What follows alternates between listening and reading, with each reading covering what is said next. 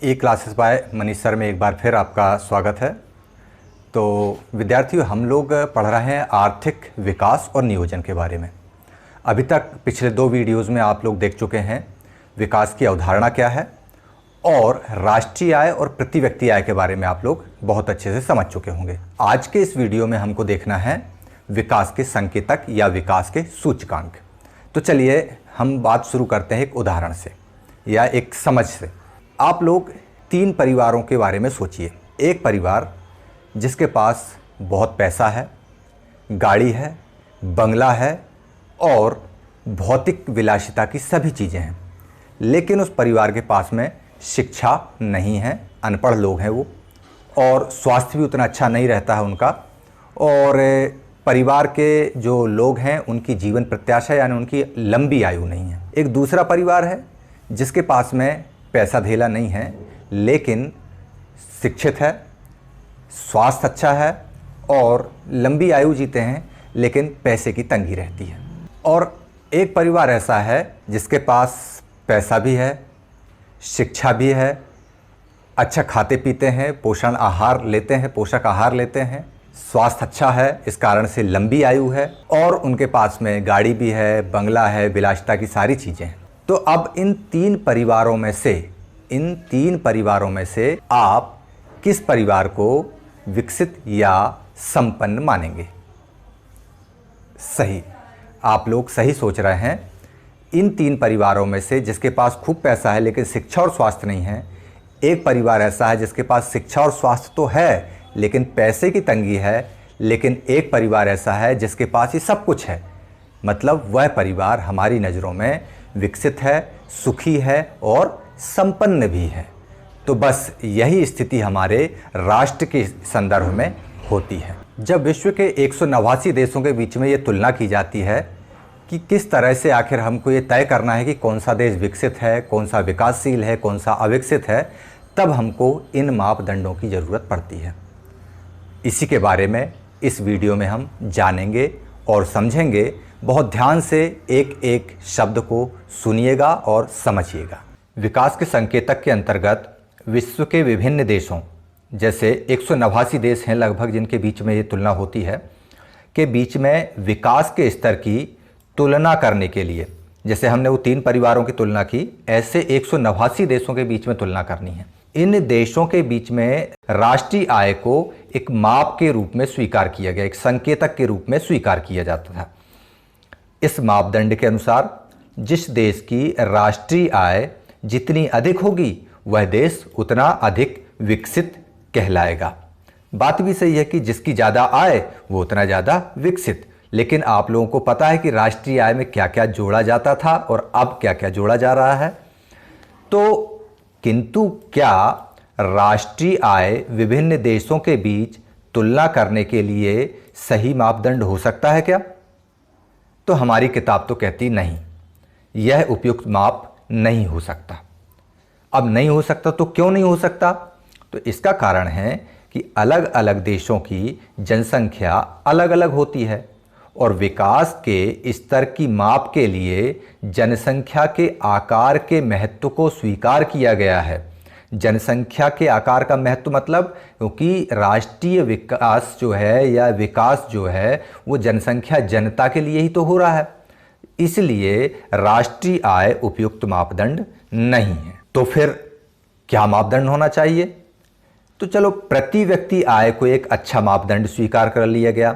प्रति व्यक्ति आय कैसे निकाली जाती है ये भी आप लोगों को पता है, किंतु समग्र आर्थिक विकास की दृष्टि से ये दोनों मापदंड सही नहीं हैं, क्योंकि इनमें औसत आय को महत्व दिया जाता है।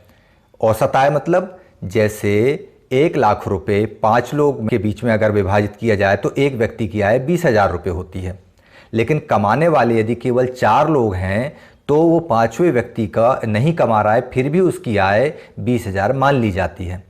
तो इसलिए इसमें प्रत्येक व्यक्ति की स्थिति की जानकारी नहीं मिल पाती, इसलिए इस औसत आय के कारण ये जो मापदंड है ये सही नहीं है। जन सामान्य को क्या चाहिए? स्वास्थ्य, शिक्षा, आवास, पोषक आहार, इन सुविधाओं का भी समावेश होना चाहिए आर्थिक विकास के मापदंड तय होने में। इसलिए यूएनडीपी ने क्या किया, संयुक्त राष्ट्र संघ की एक शाखा है जो इस तरह के कार्य करती है, आर्थिक विकास को मापने के लिए राष्ट्रीय आय और प्रति व्यक्ति आय के विकल्प के रूप में मानव विकास संकेतकों को महत्व दिया गया। 1990 से इसका आरंभ हुआ। कैसे हुआ ये? प्रोफेसर मॉरिस ने जीवन के भौतिक गुणों, हमने पहले वीडियो में भौतिक घटकों और अभौतिक घटकों के बारे में बात की थी, उसका विस्तारीकरण यहाँ है, उसको यहाँ आप समझ सकते हैं।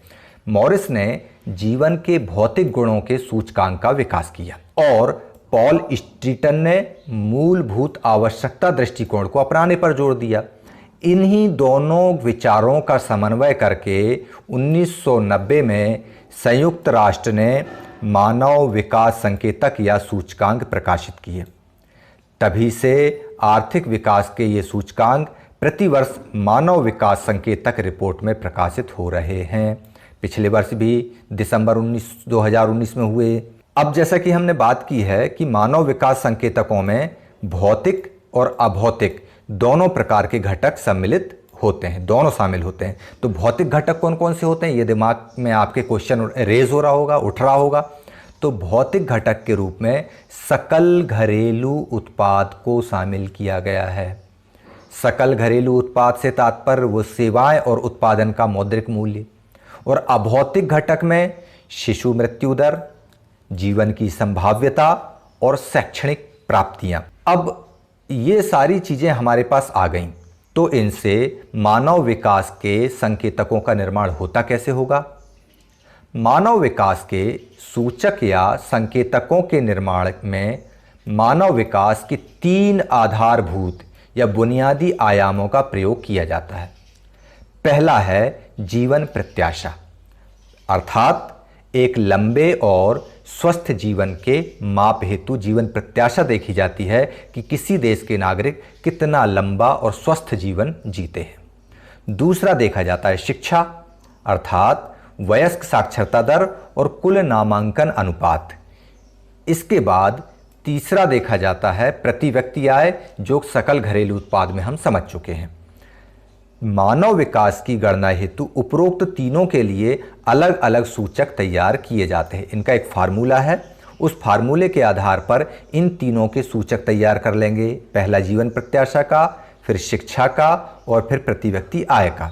इन तीनों को जोड़ के उसमें हम क्या करते हैं, 3 का भाग दे देते हैं तो औसत निकल आता है। और उस औसत का मान जो है हमेशा 0 से 1 के बीच में ही होता है, 0 से 1 के बीच। तो 0 से 1 के बीच आने वाले या प्राप्तांक वाले देशों की क्या पोजीशन है, क्या स्थिति है, ये हम देखते हैं।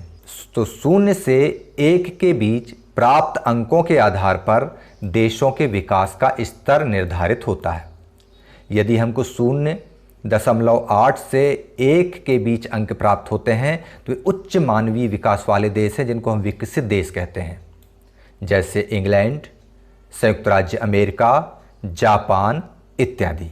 जबकि 0.5 से 0.8 के बीच प्राप्तांक वाले देश मध्य मानवीय विकास वाले देश होते हैं, जैसे भारत, श्रीलंका, पाकिस्तान, बांग्लादेश इत्यादि।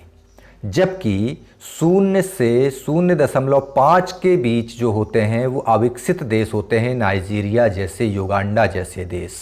तो आप ये समझ चुके होंगे कि सूचकांकों के आधार पर विकासशील और विकसित राष्ट्रों को डिवाइड किया जाता है। अब हम विकसित राष्ट्रों को समझ लें।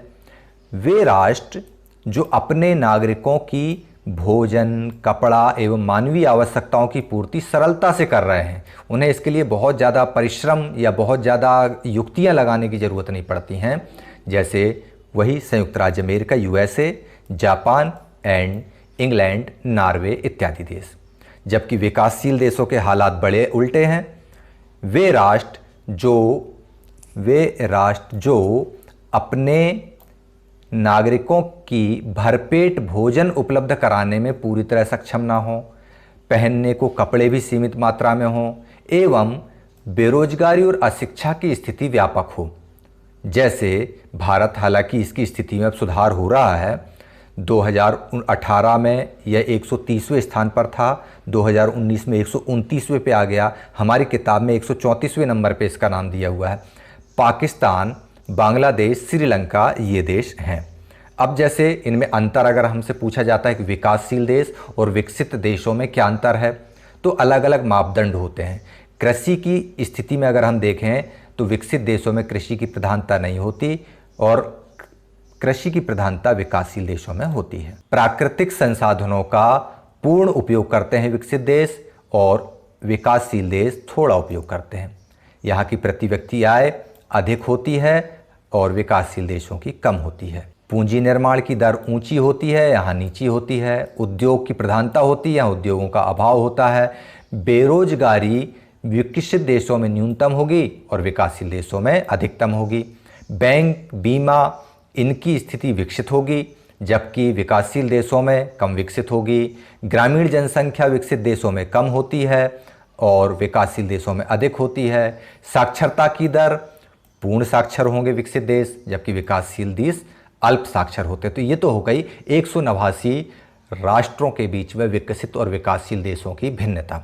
अब हम भारत देश के अंदर यदि बात करें कि भारत देश के अंदर कौन से राज्य विकसित हैं और कौन से राज्य विकासशील हैं, तो हम बात करते हैं हरियाणा विकसित राज्यों की श्रेणी में है। महाराष्ट्र, पंजाब, गुजरात, केरल, तमिलनाडु, कर्नाटक, आंध्र प्रदेश, पश्चिम बंगाल ये विकसित राज्य कहलाते हैं। जबकि राजस्थान, उत्तर प्रदेश, मध्य प्रदेश, असम, उड़ीसा, बिहार ये कहलाते हैं विकासशील राज्य या विकासशील प्रांत।